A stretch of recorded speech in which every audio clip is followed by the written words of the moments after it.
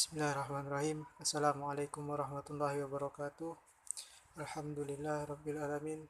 Assalatu wassalamu ala asrafil anbiya'i wal mursalin Sayyidina Muhammadin wa ala alihi wa sahbihi ajma'in, amma ba'du. Saya Andika Saputra dari jurusan Ilmu Al-Quran dan Tafsir, NIM 117340113. Nah, di sini saya akan melaksanakan UTS, yaitu pembuatan video presentasi mengenai identitas nasional dan globalisasi. Nah, pertama kita akan membahas mengenai pengertian identitas nasional dan globalisasi. Identitas nasional merupakan manifestasi nilai-nilai budaya yang tumbuh dan berkembang dalam aspek kehidupan suatu bangsa dengan ciri-ciri khas suatu bangsa yang lain. Nah, bangsa Indonesia memiliki karakter khas dibanding bangsa lain, yaitu keramahan dan sopan santun. Keramahan tersebut tercermin dalam sikap mudah menerima kehadiran orang lain, orang yang dianggap sebagai tamu yang harus dihormati, sehingga banyak kalangan bangsa lain yang datang ke Indonesia merasakan kenyamanan dan kehangatan tinggal di Indonesia. Itu mengenai pengertian identitas nasional. Kemudian mengenai pengertian globalisasi. Globalisasi adalah suatu perubahan sosial dalam bentuk semakin bertambahnya keterkaitan antara masyarakat dengan faktor-faktor yang terjadi akibat transkulturasi dan perkembangan teknologi modern. Nah, itu mengenai pengertian identitas nasional dan globalisasi. Kemudian kita lanjut poin yang kedua, yaitu mengenai unsur-unsur pembentuk identitas nasional. Di sini ada 5 tambahan satu sejarah. Sini ada 5 faktor, ada 5 unsur. Yang pertama sejarah, kedua kebudayaan, ketiga suku bangsa, keempat agama, serta kelima bahasa. Ini saya akan menjelaskan secara singkat apa itu sejarah dan lain-lain. Nah, mengenai unsur yang pertama itu sejarah, sebelum menjadi bangsa Indonesia, wilayah geografis daerah Indonesia dahulu merupakan wilayah Nusantara yang pernah mengalami kejayaan di 2 kerajaan, yaitu Kerajaan Majapahit dan Sriwijaya. Nah, kebesaran dan semangat perjuangan tersebut telah membekas pada rakyat Nusantara untuk membebaskan diri dari penjajahan kolonialisme atau kolonial. Sejarah ini turut menyatukan semangat keindonesiaan yang terbentuk.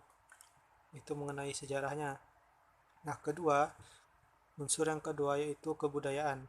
Nah, aspek kebudayaan yang membentuk identitas nasional ialah akal budi, peradaban, dan pengetahuan. Akal budi dapat terlihat pada sikap ramah tamah serta kesopanan. Nah, unsur identitas peradaban tercermin melalui kesepakatan para pendiri negara mengenai Pancasila sebagai suatu nilai-nilai kebersamaan dan pengetahuan. Nah, ini bisa dimisalkan pada keandalan Indonesia membuat kapal pinisi di masa lalu, di mana hal tersebut tidak ditemukan di bangsa lain. Nah, untuk unsur yang ketiga yaitu suku bangsa. Nah, sudah kita ketahui tradisi Indonesia yang sedari dulu hidup berdampingan dengan berbagai kemajemukan, terutama dari suku atau etnis, menghantarkan Indonesia sendiri mampu menyatukan ini dan membentuknya menjadi suatu tataran identitas baru dengan semangat nasionalisme dan kebersamaan. Kemudian unsur yang keempat yaitu agama.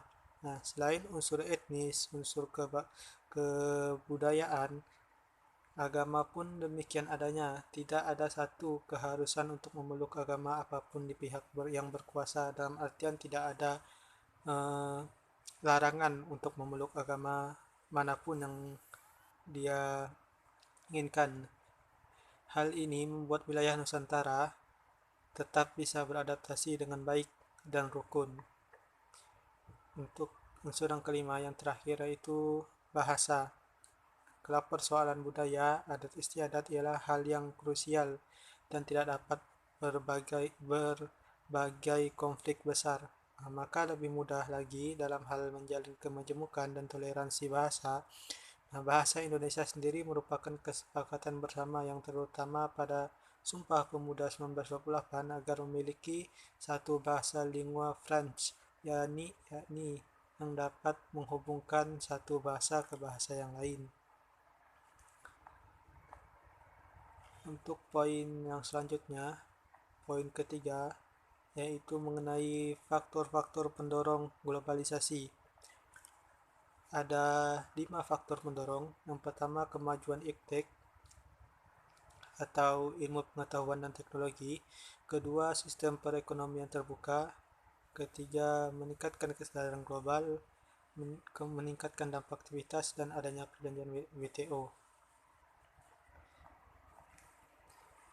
Nah, untuk poin yang keempat, yaitu keterkaitan antara identitas nasional dan globalisasi. Nah, untuk keterkaitannya, identitas nasional sendiri merupakan manifestasi nilai-nilai budaya yang tumbuh dan berkembang sebelum masuknya agama-agama besar di Indonesia, di Nusantara. Nah, dalam berbagai aspek kehidupan dari ratusan suku yang kemudian dihimpun dalam satu kesatuan Indonesia menjadi kebudayaan nasional dengan acuan Pancasila dan Bhinneka Tunggal Ika.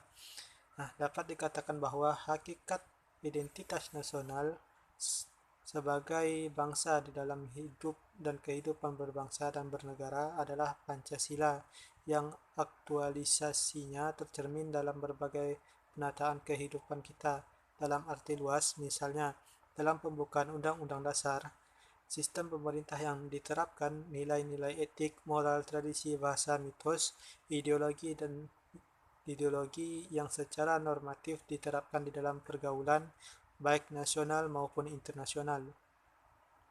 Nah, krisis multidimensi yang kini sedang melanda masyarakat kita menyadarkan bahwa pelestarian budaya sebagai upaya untuk mengembangkan identitas nasional telah ditegaskan sebagai komitmen konstitusional sebagaimana dirumuskan oleh para pendiri negara kita dalam pembukaan, khususnya dalam pasal 32 Undang-Undang Dasar 1945 beserta penjelasannya, yaitu pemerintah memajukan kebudayaan nasional Indonesia yang diberi penjelasan kebudayaan bangsa ialah kebudayaan yang timbul sebagai buah usaha rakyat Indonesia seluruhnya. Nah, kebudayaan lama dan asli dapat puncak-puncak kebudayaan di daerah-daerah seluruh Indonesia terhitung sebagai kebudayaan bangsa. Usaha kebudayaan harus menuju ke arah kemajuan adat, budaya, dan persatuan dengan tidak menolak bahan-bahan baru dari kebudayaan asing yang dapat berkembang atau memperkaya kebudayaan bangsa sendiri. Nah, serta mempertinggi derajat kemanusiaan bangsa Indonesia. Itu mengenai keterkaitan antara identitas nasional dan globalisasi. Kemudian poin yang terakhir yaitu identitas nasional sebagai karakter bangsa. Nah, sebelum masuk ke poin, kita akan membahas mengenai pengertian apa itu karakter dan apa itu karakter. Karakter berasal dari bahasa Latin karakter, karasein atau karaks, sementara dalam bahasa Prancis disebut dengan karaktere, dan dalam bahasa Inggris adalah karakter. Nah, dalam arti luas, karakter berarti sifat kejiwaan, akhlak, budi pekerti, tabiat, watak yang membedakan seseorang dengan yang lain. Atau dalam bahasa Islam, bahasa Arabnya itu dalam pengertian Islamnya itu akhlak. Dengan demikian karakter bangsa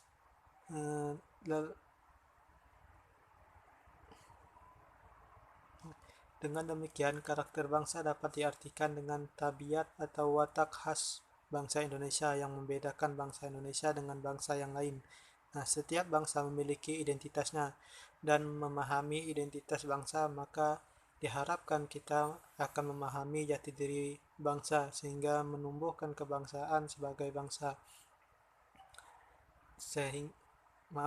Sehingga menumbuhkan kebanggaan terhadap bangsa. Kemudian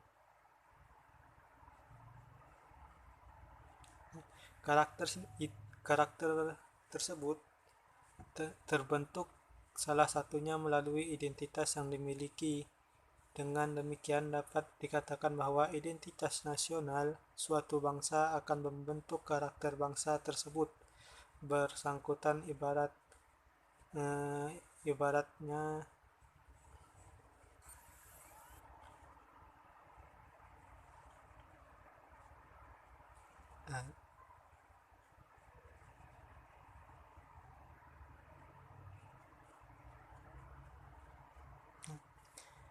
nah, jika contoh ini dikaitkan dengan identitas nasional suatu bangsa, seperti bangsa Indonesia, tentunya seperti bangsa Indonesia yang memiliki salah satu identitas nasional, yaitu Pancasila, di mana Pancasila sendiri berisi nilai-nilai ketuhanan, kemanusiaan, persatuan, demokrasi, dan keadilan.